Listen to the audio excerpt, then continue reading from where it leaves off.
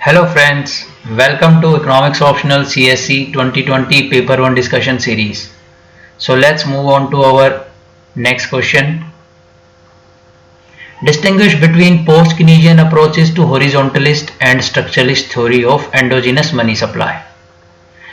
तो इस क्वेश्चन को आंसर करने के लिए हमें कुछ प्रायर कंसेप्चुअल रिक्वायरमेंट है, तो पहले हम वो कंसेप्ट डिस्कस कर लेते हैं ताकि समझना आसान रहेगा और फिर जल्दी से ये सारी थ्योरीज को हम मनी सप्लाई की डिस्कस करेंगे। पहले जान लीजिए, पहले आप मॉनेटरी एग्रीगेट्स के बारे में जान लीजिए। M1 किसे कहते हैं? कैश प्लस डिमांड डिपॉजिट्स को, और अदर डिपॉजिट्स विद RBI, इसको ही CRR बोलते हैं, जो कैश रिजर्व रिक्वायरमेंट के अकॉर्डिंग RBI इंडिकेट करता है और कमांड करता है और यू कैन से ऑर्डर करता है कमर्शियल बैंक को कि उसके पास रिजर्व्स रखे जाएं। M2 किसे कहते हैं? M1 plus saving deposits with post office, और M3 किसे कहते हैं? This M1 plus time deposits, और इसी को ब्रॉड मनी कहते हैं। और एक्चुअली में यही हमारी मनी सप्लाई कंसिडर की जाती है। M1 नैरो मनी कंसिडर करी जाती है। ओके, तो अब देखते हैं हाई पावर्ड मनी किसे कहते हैं। तो H से मैंने हाई पावर्ड मनी को डिनोट करा है। हाई पावर्ड मनी जो है वो रेफर करती है कैश को, रिजर्व्स को, CRR यानी, तो इसी को मॉनेटरी बेस भी कहा जाता है। और फिएट मनी इसे इसलिए बोलते हैं क्योंकि ये प्रोमिसरी नोट की तरह ट्रस्ट बेसिस पे करेंसी पे प्रोमिसरी नोट लिखा हुआ होता है। और स्मॉल m से मैंने इंडिकेट किया है मनी मल्टीप्लायर। तो बेसिकली जो हमारा M3 है ना, उसका रिलेशन स्मॉल m से भी है और H से भी है। और ये बबल में आप देख सकते हैं, मैंने इक्वेशन लिखी है M3 equals to money supply MS। तो ये जो मनी सप्लाई है M, broad money, M3 money supply, ये सब सेम है। और ये किसके इक्वल है? H इंटू स्मॉल m यानी मनी मल्टीप्लायर, और यही इक्वल्स टू डिपॉजिट्स के भी हैं।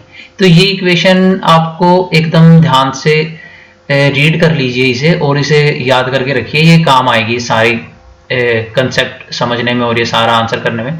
तो M3 equals to money supply, high powered money into money multiplier, deposits. तो ये इक्वेशन आई कैसे है, ये हम एक बार इसको स्टडी कर लेते हैं। तो ये देखिए मनी सप्लाई क्रिएशन प्रोसेस कैसे काम करता है। तो यहाँ पे मैंने कंसीडर करी है कि CRR हमने एज्यूम करा है 20% और हाई पावर्ड मनी हमने लिया है 100। तो कंट्री में अभी हाई पावर्ड मनी 100 ही है, और वो 100 मॉनेटरी बेस या हाई पावर्ड मनी जो है, सपोज करो आप बैंक 1 में डिपॉजिट हो गया। अब बैंक 1 में जब वो डिपॉजिट हो गया तो बैंक उसमें से 20% यानी ₹20 रिजर्व में रखेगा, CRR में रखेगा, और बाकी के 80 लोन दे देगा। अब ये जो 80 जो लोन देगा वो हम यहाँ पर कंसिडर कर रहे हैं कि करेंसी होल्डिंग 0 है, यानी CH करेंसी होल्डिंग जो है पब्लिक की वो 0 है। तो अब वो 0 है तो यानी तो ये मान लीजिए जिसने लोन रेस करा है वो सारा का सारा अपने बैंक 2 में डिपॉजिट कर देगा। अब ये बैंक 2 में जब डिपॉजिट होएगा तो ये उस बैंक 2 की लायबिलिटीज बन जाएगा। अब उस बैंक 2 क्या करेगा, इसमें से सेम वही फॉर्मूला 20% यानी 16 रुपीज को रिजर्व रखेगा, 64 को लोन दे देगा। अब ये सेम प्रोसेस बैंक 3 के साथ रिपीट होएगा। तो इस एग्जांपल में मैंने कंसीडर करा है कि इकोनॉमी में 3 ही बैंक है, तो उस हिसाब से ये होगा क्या, इन द एंड जो टोटल डिपॉजिट्स होंगे 244 रुपीज होंगे वो, यानी मनी सप्लाई जो है कंट्री में 244 रुपीज होंगे। जबकि करेंसी प्रिंट करी थी जो मॉनेटरी बेस था, हाई पावर्ड मनी थी, वो कितनी थी? ₹100 थी सिर्फ। ठीक है, ये आप यहाँ से देख सकते हैं कि रिजर्व जो होंगे फिर वो 48.8 हो जाएंगे। ओके, और ये हमारे लोन होंगे। तो यहाँ पे एक चीज नोटिस करने की ये है कि जो लोन्स होते हैं वो हमेशा डिपॉजिट से कम होते हैं। नॉर्मल सर्कमस्टांसिस में हम देखेंगे कि कब ये ज्यादा हो सकते हैं। तो ये मैंने एक फॉर्मूले की जो डेरिवेशन करी है हाई पावर्ड मनी और मनी मल्टीप्लायर के फॉर्मूले की मैंने डेरिवेशन की है। तो फर्स्ट बैंक में जब डिपॉजिट्स थे तो 100 रुपीज थे। अब उसमें से ये प्रोसेस हुआ 20% CRR गए, बाकी लोन गया। तो अब जो दूसरे बैंक के जो डिपॉजिट हैं वो 80 हैं और तीसरे के 64 है। ऐसे ही इन्फिनाइट टाइम्स तक, जब तक ये फिगर जीरो ना हो जाए, इन्फिनाइट टाइम्स तक डिपॉजिट्स बढ़ते जाएंगे। तो डिपॉजिट का सम एक्चुअली में कितना होगा, उसके लिए हमने यहाँ पे ज्योमेट्रिक सीरीज का फॉर्मूला यूज करा है। तो फर्स्ट टर्म तो यूं की यूं लिए हैं और दूसरी तीसरी बाकी की टर्म्स को डिकोड कर लिया है हमने।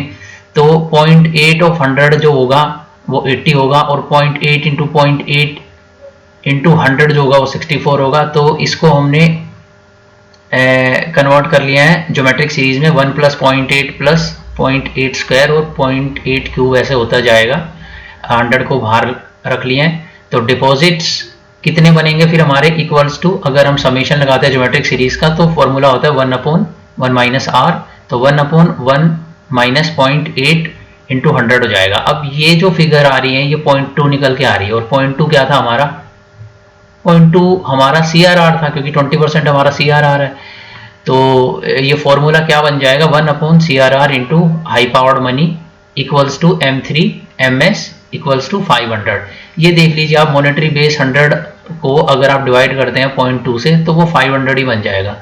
तो यानी अगर ये प्रोसेस कंटिन्यू रहता हमारा 64 के बाद बैंक 3 में 4 में जाता, बैंक 5 में जाता, 6 में जाता, इन्फिनाइट जाता, तो ये जो टोटल मनी सप्लाई होनी थी ये 500 होनी थी और मनी मल्टीप्लायर कितना होना था, 20% के CRR के हिसाब से 5 होना था। अब मनी मल्टीप्लायर जो होता है सिर्फ CRR पे डिपेंड नहीं करता है, करेंसी होल्डिंग पे भी डिपेंड करता है, बट यहाँ पे हमने करेंसी होल्डिंग 0 ली थी। अब नेक्स्ट स्लाइड में मैं दिखाता हूँ कि उसका क्या इम्पैक्ट होगा और कैसे इन्फ्लुएंस करता है हमारे डिपॉजिट्स को और मनी मल्टीप्लायर को। सो डिपॉजिट्स का इक्वल टू होंगे 1/CRR into high powered money, यानी deposits money multiplier into high powered money. Okay, ये हमने देख लिया है। तो money multiplier when currency holding CH is considered, तो अब CH कंसीडर करेंगे यानी करेंसी होल्डिंग कंसीडर करेंगे तो कैसे चेंज होगा फॉर्मूला। तो M equal to 1/CRR plus currency holding हो जाएगा। क्यों, क्योंकि देखिए करेंसी होल्डिंग जो होती है वो लीकेज की तरह काम करती है, जैसे नेशनल इनकम के फ्लो में सेविंग्स लीकेज की तरह काम करती है, यहाँ करेंसी होल्डिंग लीकेज की तरह काम करती है। बिकॉज ये डिपॉजिट्स बैंक के अंदर जो डिपॉजिट्स होंगे उसको घटा देगी और डिपॉजिट्स घट जाएंगे तो लैंडिंग घट जाएगी और फर्दर डिपॉजिट क्रिएशन घट जाएगी, तो उससे मनी सप्लाई गिर जाएगी। तो यानी जब CH को हम कहाँ इंक्लूड करेंगे तो इस फॉर्मूले में, तो CH जो होगा मनी मल्टीप्लायर को रिड्यूस करेगा, तो CH जो है डिनोमिनेटर में आया CRR प्लस CH।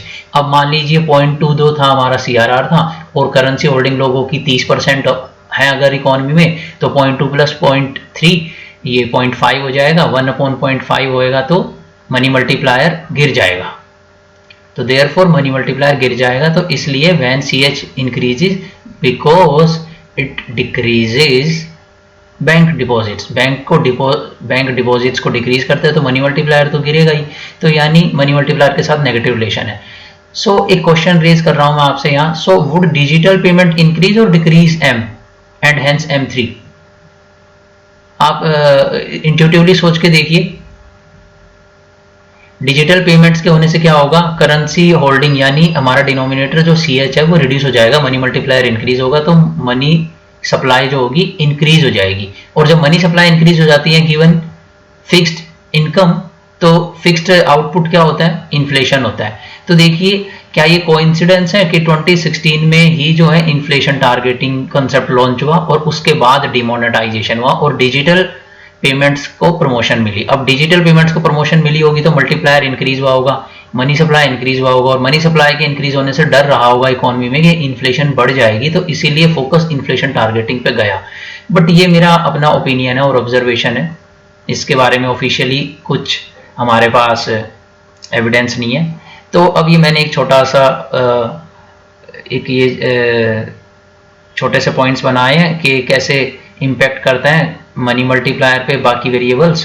तो देखिए money multiplier small m represent कर रहे हैं, तो मनी मल्टीप्लायर का करेंसी होल्डिंग के साथ रिलेशन हमने देखा नेगेटिव है और CRR के साथ भी नेगेटिव है, CRR बढ़ेगी तो मनी मल्टीप्लायर डिक्रीज होएगा और टाइम डिपॉजिट और डिमांड डिपॉजिट के साथ पॉजिटिव है। अब इसमें जो मैग्नीट्यूड होगा मल्टीप्लायर के इंक्रीज होने का वो ज़्यादा होगा टाइम डिपॉजिट्स के केस में। क्यों? क्योंकि टाइम डिपॉजिट्स में तो जैसे हमारी FD हो गई 3 इयर्स की हो गई, 5 इयर्स की हो गई, तो ज़्यादा टाइम होता है बैंक के पास अपने पास उनका डिपॉजिट रखने का, लेकिन डिमांड डिपॉजिट में तो कभी भी वो सडनली विड्रॉ करने आ सकते हैं। तो यानी यहाँ पे कैपेसिटी डिक्रीज हो जाती है बैंक की लैंडिंग की, तो मनी मल्टीप्लायर भी डिक्रीज हो जाता है। तो with this understanding we can approach the given problem. Okay, तो ये मैंने एक छोटा सा आपकी अंडरस्टैंडिंग के लिए डायग्राम बनाया है। इसमें मैंने क्लासिफाई कराया है मनी सप्लाई कितनी तरीके की होती है। तो एक तो मेन स्ट्रीम मनी सप्लाईज है, ये दो पार्ट में डिवाइडेड है, वर्टिकलिस्ट मोनेटरिस्ट, ये फ्रीडमैन स्कूल ऑफ थॉट को बिलोंग करती है, और दूसरी है हमारी नियो कीनीशियन। ओके, तो जो वर्टिकलिस्ट है वो एक्सोजीनस है और आरबीआई का यहाँ पे पूरा कंट्रोल होता है, इसके बारे में डिटेल में हम देखेंगे। नियो कीनीशियन जो है वो एंडोजीनस मनी सप्लाई है, लेकिन इसकी एंडोजिनिटी बाकी पोस्ट कीनीशियन जो एंडोजिनिटी है उससे डिफरेंट है। ये हम देखेंगे वीडियो में कैसे क्यों डिफरेंट है। तो यहाँ पे क्या होता है, एंडोजीनस मनी सप्लाई है ड्यू टू चेंज, ये डेल्टा चेंज को रिप्रेजेंट कर रहा है, change in money multiplier where major influence is due to Baumol Tobin money demand. ये एमडी जो है मनी डिमांड को रिप्रेजेंट कर रहा है, मनी डिमांड थ्योरी। हम देखेंगे इसके बारे में डिटेल में, इन सब के बारे में डिटेल में पढ़ेंगे। फिर जो है पोस्ट कीनीशियन है वो तो दोनों ही एंडोजीनस है, और उसमें एक तो है हॉरिजॉन्टलिस्ट, उन्हें अकोमोडेशनिस्ट भी बोला जाता है, दूसरी है स्ट्रक्चरलिस्ट। तो यहाँ पे जो हॉरिजॉन्टलिस्ट है वो इसलिए बोला गया है due to infinite lending at a given lending rate. ये जो आईएल है वो बैंक का लैंडिंग रेट रिप्रेजेंट कर रहा है। तो यहाँ पे इन्फिनाइट लैंडिंग होगी लैंडिंग गिवन लैंडिंग रेट पे, तो इसलिए इसे यहाँ पे ये क्या करेगा, हॉरिजॉन्टल लोन सप्लाई का क्रिएट कर देगा, तो इसीलिए इन्हें हॉरिजॉन्टलिस्ट बोला गया है। बट यहाँ पे कह रहे हैं कि जो एंडोजिनिटी होती है ना वो लोन सप्लाई पे या लैंडिंग पे नहीं डिपेंड करती, बाकी बहुत सारे फैक्टर्स पे भी डिपेंड करती है। लैंडिंग पे भी डिपेंड करती है बट बाकी अदर फैक्टर्स पे भी डिपेंड करती है, और इसमें होलसम इकोनॉमी को कंसिडर किया गया है, यानी फाइनेंशियल मार्केट और मनी मार्केट के पूरे स्ट्रक्चर पे डिपेंड करती है। यहाँ पे हम बॉन्ड्स को भी हमारे इस फ्रेमवर्क में इंक्लूड करेंगे, एंडोजिनस मनी सप्लाई में बॉन्ड्स और अदर फाइनेंशियल इंस्ट्रूमेंट्स को भी इंक्लूड करेंगे। तो इसीलिए इसे स्ट्रक्चर बोला गया है कि फाइनेंशियल और मनी मार्केट का स्ट्रक्चर जो होता है वो भी बैंक्स, लैंडिंग और हाई पावर्ड मनी और आरबीआई की जो कंट्रोल है उसे इन्फ्लुएंस करता है। तो चलिए अब डिटेल में इन्हें देखते हैं क्या है। तो ये जो है फर्स्ट है वर्टिकलिस्ट मोनेटरिस्ट। इसमें हमने दो चीजें कंसिडर करी गई है, एक तो भाई करेंसी होल्डिंग ना कांस्टेंट कंसिडर करी गई है। तो यहाँ पे जो ये जो मनी मल्टीप्लायर है डिनोमिनेटर में CRR प्लस CH, ये दोनों ही कांस्टेंट है। ओके, तो अगर ये कांस्टेंट है CH, तो यानी सिर्फ CRR जो है इन्फ्लुएंस करा जा सकता है, और CRR फुल कंट्रोल में है आरबीआई के। तो इस हिसाब से क्या हुआ, मनी मल्टीप्लायर जो है वो फुल कंट्रोल में है आरबीआई के, क्योंकि CH तो शॉर्ट रन में फिक्स्ड है, लोगों की जो मनी होल्डिंग टेंडेंसी है वो चेंज नहीं हो रही है। और वो क्यों नहीं चेंज हो रही है, क्योंकि वेलोसिटी भी कांस्टेंट एज्यूम करा गया, वेलोसिटी ऑफ मनी। ओके, तो यानी यहाँ पे मनी मल्टीप्लायर पे फुल कंट्रोल है आरबीआई का। Money supply is exogenous and has no relation with I, and RBI has full control over H and M। तो यहाँ पे आई और मनी सप्लाई में कोई रिलेशन नहीं है, वर्टिकल आप देख सकते हैं, और दोनों H पर और M पर कंट्रोल है फुल। H पर क्यों कंट्रोल है, क्योंकि वो हाई पावर्ड मनी जो है प्रिंट करना और उसे मार्केट में इंजेक्ट करना फुल आरबीआई के कंट्रोल में। और वो कैसे इन्फ्लुएंस करता है इसे, ओपन मार्केट ऑपरेशन के through. So OMO stands for open market operation. M को CRR से इन्फ्लुएंस करेगा। तो empirical studies have found RBI has only partial control. तो ये जो थ्योरी है ये गलत इसलिए है क्योंकि एम्पेरिकली ये पाया गया है कि आरबीआई का जो है सिर्फ पार्शियल कंट्रोल होता है over H and M। For example M also depends upon CH, जो कि यहाँ पे कांस्टेंट एज्यूम करा गया, ठीक है। लेकिन अब तो करेंसी होल्डिंग चेंज हो जाती है जब डिजिटल पेमेंट्स आती हैं, और रैपिडली चेंज हो रही हैं क्योंकि नई नई फाइनेंशियल इनोवेशन और डिजिटल पेमेंट इनोवेशन हो रही है, which depends upon many exogenous factor. और करेंसी होल्डिंग और भी बहुत सारे फैक्टर्स पर डिपेंड करती हैं, तो उनको अभी मैं डिटेल में नहीं एक्सप्लेन कर रहा हूँ, लेकिन बहुत सारों पर डिपेंड करती है। So we need a better explanation. तो बेटर एक्सप्लेनेशन चाहिए हमें पता चल चुका है कि आरबीआई के फुल कंट्रोल में नहीं है जो है मनी सप्लाई और रिजर्व मनी और मनी मल्टीप्लायर। तो नेक्स्ट पेज पे जाते हैं। तो अब ये है नियो कीनीशियन एंडोजिनिटी।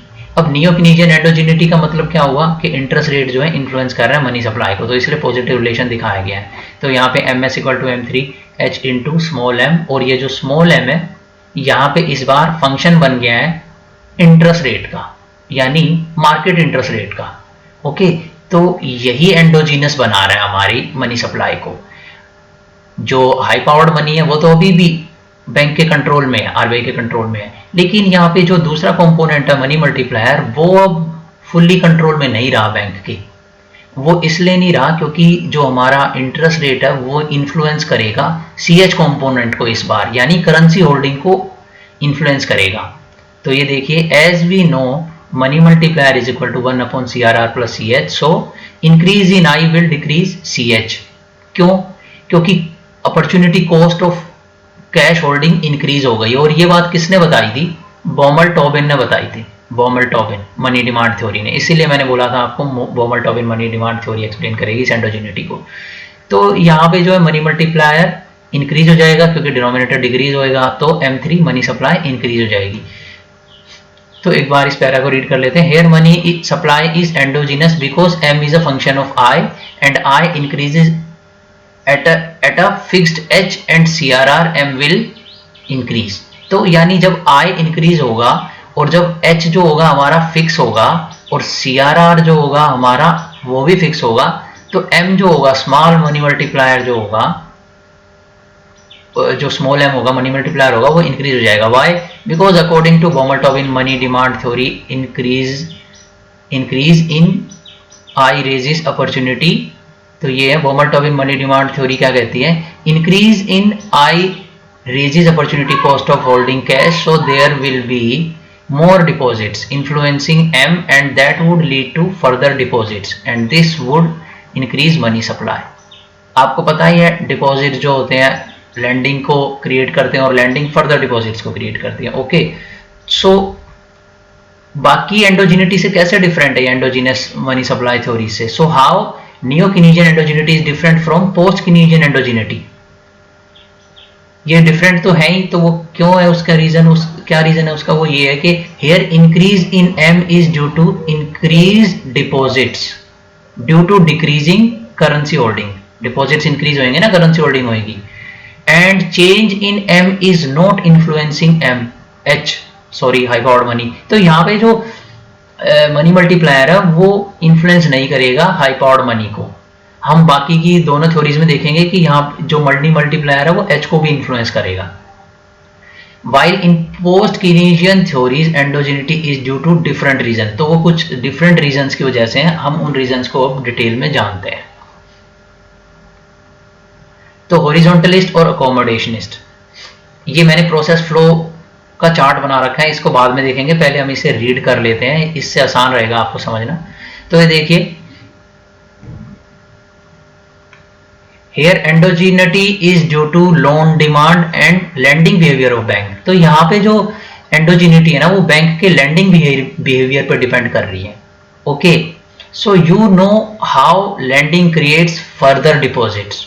अब आपको पता है कि लैंडिंग की वजह से ही तो फर्दर डिपॉजिट होते हैं। जब बैंक 1 लैंड करेगा, 2 लैंड करेगा किसी को लोन, तो वो लोन बैंक 2 में एज ए डिपॉजिट जाएगा। तो यानी लैंडिंग अगर बैंक 1 इंक्रीज कर देगा तो डिपॉजिट्स फॉर बैंक 2 भी इंक्रीज होंगे। एंड इंक्रीजेज मनी सप्लाई, तो ये टोटल मनी सप्लाई को भी इंक्रीज करेगा। So in this model bank uses financial innovation. तो अभी तक क्या था, हमने देखा कि जो लैंडिंग थी वो कॉन्स्ट्रेंट थी। कैसे? वो कॉन्स्टेंट थी बैंक डिपॉजिट्स के बेसिस पे और CRR के बेसिस पे। तो जितना डिपॉजिट्स आएंगे और CRR होगा उसी बेसिस पे जो होगी लैंडिंग होगी, उससे ज़्यादा तो नहीं होगी। लेकिन हम लोग इस थ्योरी में जो इंक्लूड करा गया वो फाइनेंशियल इनोवेशन इंक्लूड करा गया। बैंक्स कुछ ऐसी टेक्निक्स यूज़ करेंगे फाइनेंशियल इनोवेशन जिनकी वजह से गिवन फिक्स्ड डिपॉजिट्स उनकी लैंडिंग कैपेसिटी बढ़ जाएगी, तो वो सेम लैंडिंग रेट पर लैंडिंग इंक्रीज कर पाएंगे। तो उसके कॉन्सिक्वेंसेस होंगे कुछ, और वो कॉन्सिक्वेंसेस क्या होंगे हम आगे डिस्कस करेंगे।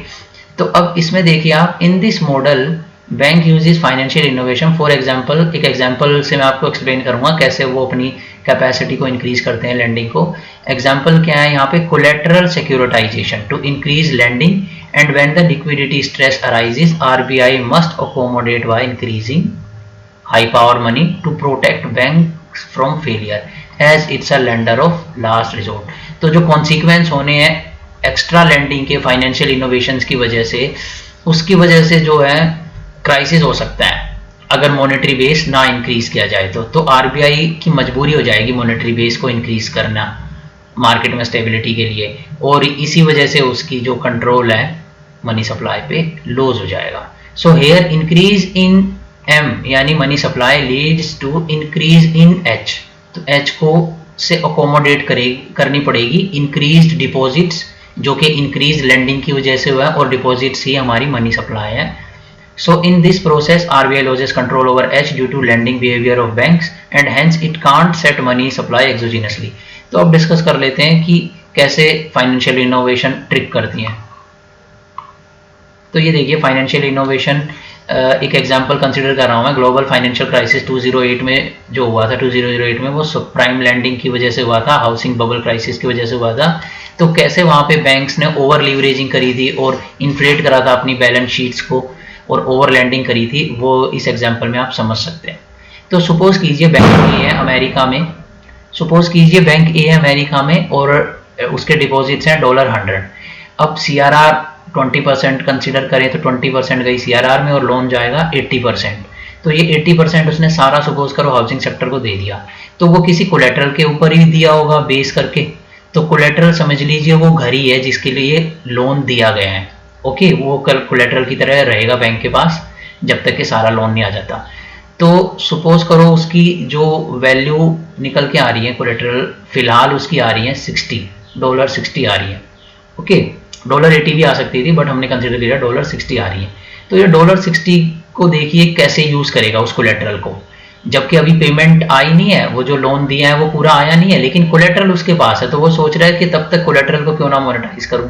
तो वो क्या करेगा, कोलेटरल की जो वैल्यू है $60 आ रही है और उसको कन्वर्ट कर लेगा सिक्योरिटीज में, यानी शेयर इशू कर देगा इसकी बैकिंग पे, इस कोलेटरल की, और इसको मार्केट में सेल कर देगा। तो मार्केट से उसे $60 वो रेज कर लेगा। बैंक ए रेज्ड $60 क्योंकि 60 के डॉलर की बेसिस पे इसने सिक्योरिटी इशू करी थी। तो इससे क्या होगा, therefore increase banks lending capacity, तो बैंक की लेंडिंग कैपेसिटी इंक्रीज हो जाएगी। और जब बैंक की लेंडिंग कैपेसिटी इंक्रीज होगी और वो लोन दे देगा तो ये क्या करेगा, इंक्रीज कर देगा डिपॉजिट्स फॉर बैंक बी, और इस तरीके से फिर बैंक सी, बैंक डी, और टोटल हमारी M3 इंक्रीज हो जाएगी।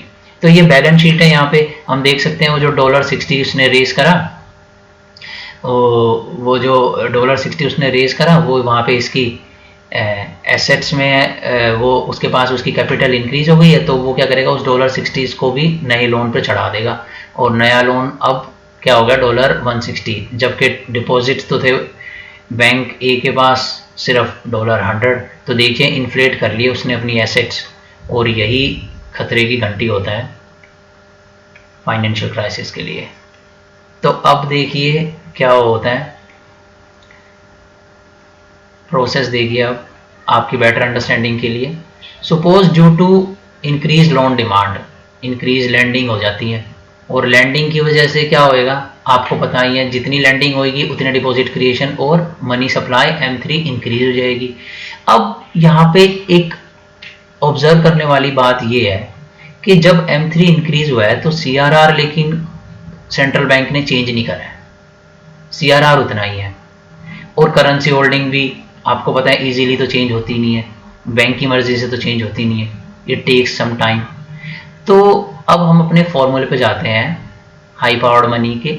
High powered money equals to 1/CRR plus CH, but इसे मैंने कांस्टेंट रखा है। क्यों, CRR और CH कांस्टेंट है, तो ये मैंने बार लगा रखा है 1 के ऊपर, ये 1 है और 1 के ऊपर बार है। तो यानी अब जब इंक्रीज होएगा M में तो ये पोर्शन तो फिक्स है, तो इक्वालिटी मेंटेन करने के लिए क्या करना पड़ेगा, हाई पावर्ड मनी इंक्रीज करनी पड़ेगी। अगर वो हाई पावर मनी इंक्रीज नहीं करेगा तो भाई उसने लैंडिंग तो ज़्यादा कर दी है, सारे के सारे बैंक्स ने अपनी लैंडिंग, इंट्यूशन को समझिए, अब बैंक्स ने सारी के सारी एक्सेस में लैंडिंग कर रखी है, और उनकी जो लिक्विडिटी स्ट्रेस बिल्ड हो रहा है, बैलेंस शीट स्ट्रेस हो रहा है, और सपोज सडनली विड्रॉ करने आ गए डिपॉजिटर्स मनी, तो उस थ्रेट को कंट्रोल करने के लिए जब M इंक्रीज होगा, लैंडिंग इंक्रीज होगी, डिपॉजिट इंक्रीज होंगे, तो high powered money must increase, क्योंकि अगर ऐसा नहीं हुआ तो क्राइसिस का खतरा हो सकता है। So therefore to accommodate increase M, high high powered money must increase. और हाई पावर्ड मनी अब ये किसकी वजह से इंक्रीज करनी पड़ी? आरबीआई ने तो डिसाइड नहीं किया था, ये इंक्रीज करनी पड़ी बैंक्स के लेंडिंग बिहेवियर की वजह से, उनकी फाइनेंशियल इनोवेशंस की वजह से। और इसीलिए ये हाई पावर्ड मनी जो इंक्रीज हुई है इनवॉलेंट्री है from the perspective of RBI, and therefore RBI losses control over H.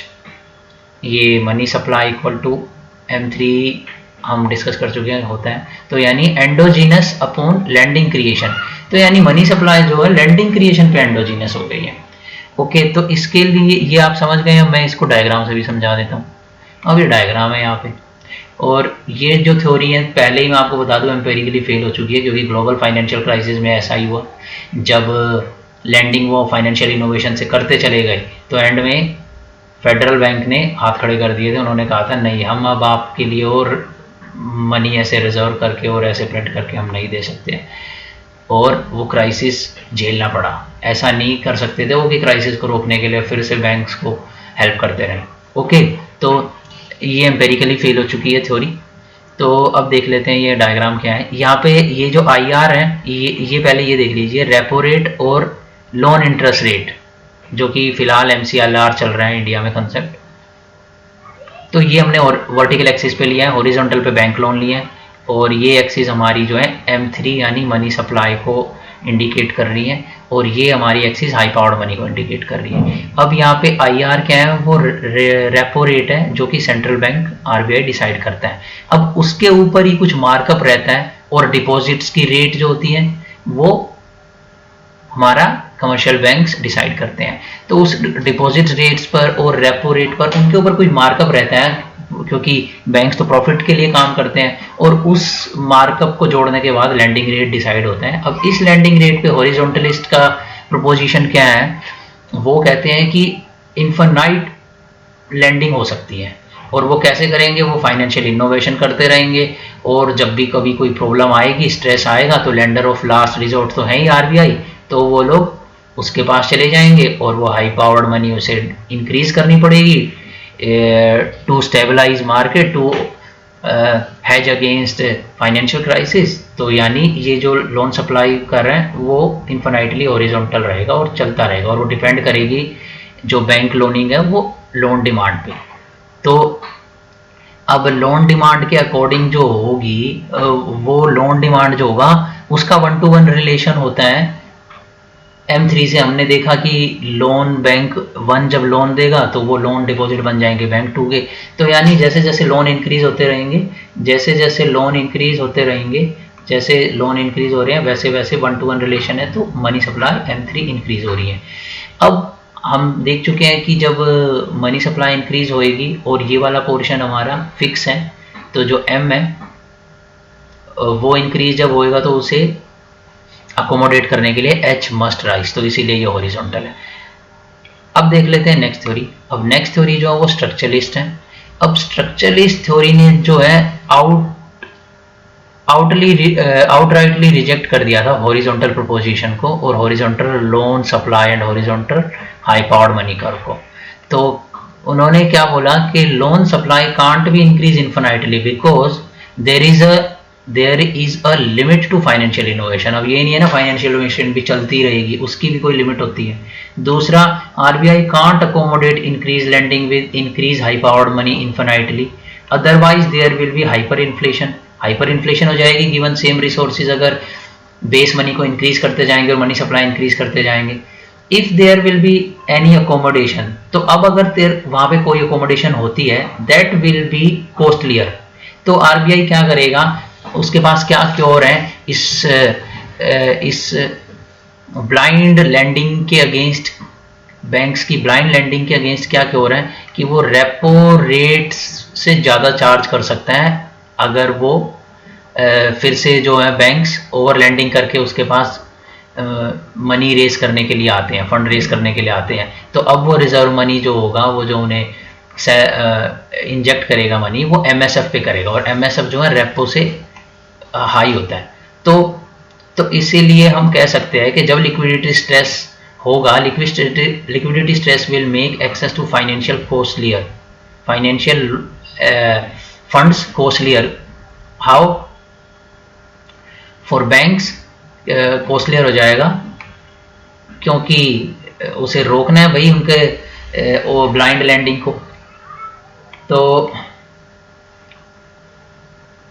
So any increase in loan supply, तो अब क्या होगा, हॉरिजॉन्टल नहीं रहेगा हमारा लोन सप्लाई का, क्योंकि अब जो कॉस्ट ऑफ रेजिंग फंड जो होंगी बैंक के लिए वो इंक्रीज हो जाएंगी रेपो से एमएसएफ, तो मार्कअप के अकॉर्डिंग लोन सप्लाई का जो लैंडिंग रेट जो है वो भी तो इंक्रीज करना पड़ेगा। So any increase in loan supply beyond banks balance sheet will accompany increase in landing rate. Okay, तो एक ये पॉइंट भी इसे डिस्कस कर लेते हैं कि इसे स्ट्रक्चरल क्यों बोला गया है। ये मैंने आपको इनिशियली बोला था कि structure of financial market, for example bond yield will also influence banks access to loaning funds. क्यों? क्योंकि बॉन्ड अगर अच्छी यील्ड दे रहे हैं तो आप डिपॉजिट क्यों करेंगे बैंक में, तो आप बॉन्ड में डिपॉजिट करेंगे, तो यानी बैंक्स के डिपॉजिट घट जाएंगे। तो इससे आप क्या समझते हैं कि फाइनेंशियल मार्केट का स्ट्रक्चर कैसा है, यानी बॉन्ड मार्केट कैसे काम कर रही है, शेयर मार्केट कैसे काम कर रही है, बाकी फाइनेंशियल एसेट्स कैसे रिटर्न दे रहे हैं, तो वो स्ट्रक्चर भी इन्फ्लुएंस करता है मनी सप्लाई क्रिएशन को, इसीलिए इसे स्ट्रक्चरलिस्ट बोला गया। अब ये प्रोसेस फ्लो का यहाँ पे डायग्राम फिर से बनाया मैंने आपकी इजी अंडरस्टैंडिंग के लिए। So for example bank A reach its lending capacity but there is still demand for loan, then following process में take place. Increasing loan demand होगी, लिक्विडिटी स्ट्रेस होगा, क्योंकि लैंडिंग इंक्रीज कर रहे हैं बैंक लोन की डिमांड को meet करने के लिए, तो bank A needs more fund, approaches RBI, RBI don't want to lend bank A more at a given repo, so RBI charges MSF.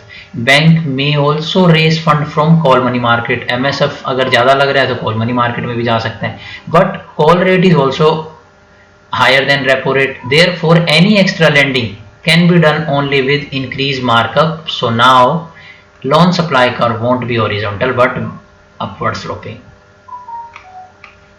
RBI, therefore RBI keeps its control over money supply but only partially. तो अब RBI के पास money supply को control करने के जो cure है वो ये है कि वो अपनी जो जिस कॉस्ट पर वो देते हैं उनको फंड्स बैंक्स को, वो बढ़ा सकते हैं by increasing their by charging MSF over repo rate. एक प्रिकॉशनरी मेजर भी ले सकता है आरबीआई। क्या उसे पता नहीं चलेगा कि जब वो ब्लाइंड लैंडिंग कर रहे हैं बैंक्स, तो उसे रोकने के लिए आरबीआई कुछ नहीं करेगा क्योंकि वो रेगुलेटर है, बिल्कुल करेगा। तो वो क्या करेगा ये मैं आपको दिखा देता हूँ। वो क्या कर सकता है, प्रिकॉशनरी मेजर क्या ले सकते हैं, CARAR लगाते हैं, वो एसेट क्वालिटी रिव्यू कर सकते हैं, प्रॉम्प्ट करेक्टिव एक्शन ले सकते हैं। ये तीनों ऑप्शंस हमारे आरबीआई ने यूज करे हैं for why for taming lending behaviour of banks. Okay, तो यानी as they say prevention is better than cure. तो आरबीआई जो होते हैं उनकी ब्लाइंड लैंडिंग और हॉरिजॉन्टल लोन सप्लाई को टेम करने के लिए प्रिकॉशनरी मेजर भी ले सकता है, CRAR, AQR, PCA। ओके, सो अब लास्ट में इसको डायग्राम से भी देख लेते हैं। तो पहले डायग्राम समझ लीजिए है क्या। ये तो सेम है रेपो रेट और ये हमारा लैंडिंग रेट। अब ये देखिए पहले हॉरिजॉन्टल थे, अभी अपवर्ड स्लोपिंग हो रहे हैं after some time, after reaching their capacity. इसी तरीके से अब जो रिजर्व मनी एक्स्ट्रा जो बोरो की जा रही है आरबीआई से, वो भी एक इंक्रीज रेट पर करी जा रही है। ये पोर्शन एमएसएफ को रिप्रेजेंट कर रहे हैं, ये रेपो रेट को कर रहे हैं, और यहाँ पर है हमारा बॉन्ड रेट। अब हम इस डायग्राम में नई चीज़ क्या हुई है, यहाँ पे हमने अदर फाइनेंशियल इंस्ट्रूमेंट को इंक्लूड कर लिया मनी सप्लाई क्रिएशन प्रोसेस में। तो देखिए कैसे, ये कर्व जो है वो लोन डिमांड है और ये कर्व नया है।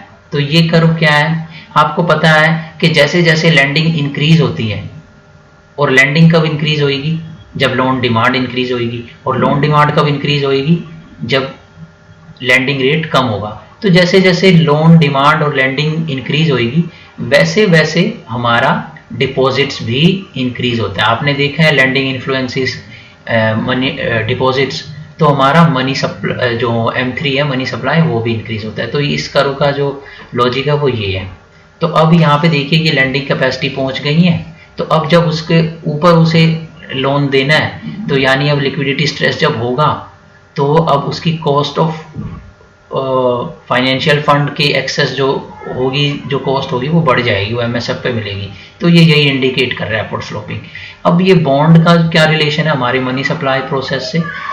क्यों हमने इसे बोला कि स्ट्रक्चर लिस्ट क्यों है ये? क्योंकि फाइनेंशियल स्ट्रक्चर जो होगा मार्केट का वो भी इन्फ्लुएंस करेगा मनी सप्लाई को, तो यानी बॉन्ड भी इन्फ्लुएंस करेंगे मनी सप्लाई को। तो कैसे इन्फ्लुएंस कर रहे हैं? तो इस डायग्राम में आप देखिए, ये देखिए ये मनी सप्लाई ही है M3। तो ये जो है मनी सप्लाई इंक्रीज हो रही है, मनी सप्लाई जैसे जैसे बॉन्ड की जो इंटरेस्ट का जो बॉन्ड है, सॉरी वो डिक्रीज हो रही है। ये जैसे जैसे यील्ड बॉन्ड की इंक्रीज हो रही है, जैसे जैसे बॉन्ड की जो रेट ऑफ इंटरेस्ट है वो इंक्रीज हो रहा है, वैसे वैसे हमारी मनी सप्लाई डिक्रीज हो रही है। ये रिलेशन जो है ये मनी सप्लाई डिक्रीज हो रही है। कैसे? देखिए इस पॉइंट पर जो है मनी सप्लाई हमारा इतना है यहाँ पर, और अगर इस इंटरेस्ट ऑफ बॉन्ड को, इंटरेस्ट रेट ऑफ बॉन्ड को हम इंक्रीज कर दें यहाँ पे, तो हम इस पॉइंट पे आएंगे।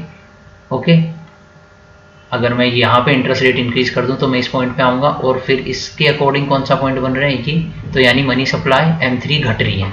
ओके गाइस, तो ये आप समझ गए हो कि क्या रिलेशन है बॉन्ड के इंटरेस्ट रेट का और M3 यानी डिपॉजिट्स का और मनी सप्लाई का। क्यों? डिपॉजिट्स इतने ल्यूक्रेटिव नहीं रहेंगे जब बॉन्ड का जो इंटरेस्ट रेट है वो इंक्रीज होएगा, वहाँ पे ज़्यादा मिल रहे हैं रिटर्न, तो लोग डिपॉजिट ही नहीं करेंगे। सो इस तरीके से जो हमारा स्ट्रक्चर ऑफ फाइनेंशियल मार्केट है वो भी इन्फ्लुएंस करता है हमारी मनी सप्लाई को। और दूसरा पॉइंट इस स्ट्रक्चरलिस्ट का ये है कि यहाँ पे आरबीआई के पास कुछ कंट्रोल रहता है। वो उसके पास दो ऑप्शंस होते हैं, प्रिकॉशनरी और क्यूरेटिव। क्यूरेटिव ये है कि एमएसएफ चार्ज करेगा, प्रिकॉशनरी हमने देखे हैं CRAR, AQR, वो सब। अब ये लास्ट स्लाइड है, ये देख लीजिए, इसमें मैंने कंपैरिजन कर दिया एक तरीके से। तो ये कंपैरिजन देख लीजिए आप, हॉरिजॉन्टल्स का यही हमारे से क्वेश्चन किया गया था। हॉरिजॉन्टलिस्ट जो होते हैं वो RBI losses control over high powered money, lending is infinite at constant rate, empirically ये वीक है, influence of other financial assets ignore किया गया। लेकिन स्ट्रक्चरलिस्ट ने क्या कहा? RBI keeps H under control by some influence with curative measures like MSF after capacity जो reach हो जाएगी बैंक्स की, increase lending only at higher lending rate, वो देख लिया हमने अपवर्ड स्लोपिंग है लैंडिंग पर। एम्पेरिकली स्ट्रॉन्ग है, बॉन्ड मार्केट का भी इन्फ्लुएंस होता है बैंक डिपॉजिट्स पे M3 पे, control over bank lending by RBI via CRAR, AQR, PC, MSF हमने देखा है। तो गाइज अगर आप लोग इकोनॉमिक्स ऑप्शनल को पढ़ने में इंटरेस्टेड हैं और आपकी कोई क्वेरीज हैं तो आप इस कॉन्टैक्ट नंबर पर मुझसे बात कर सकते हैं, मैं आपकी काफ़ी हेल्प कर दूंगा ये इकोनॉमिक्स ऑप्शनल की प्रॉब्लम्स को सॉल्व करने में।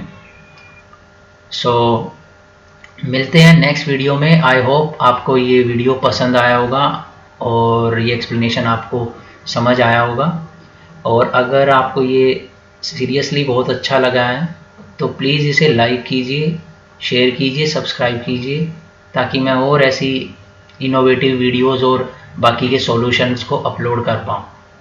सो thank you guys and take care.